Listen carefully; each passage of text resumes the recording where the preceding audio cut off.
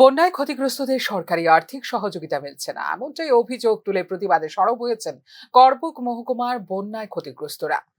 প্রতিবাদে চেলাগাং থেকে যতনবাড়ি যাওয়ার রাস্তা অবরোধ করেন ক্ষতিগ্রস্তরা। অবরোধের জেরে স্তব্ধ হয়ে পড়ে যান চলাচল।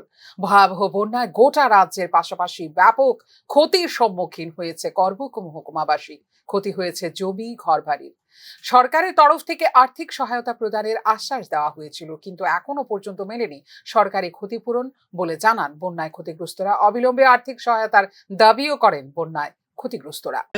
যদি আরো 2 কিস্তি পাইতে চাও আরো টোটাল 30,000 টাকা দেওয়া লাগবে। তহসিলদার কোন জায়গার তহসিলদার জানো? চেলাগাং।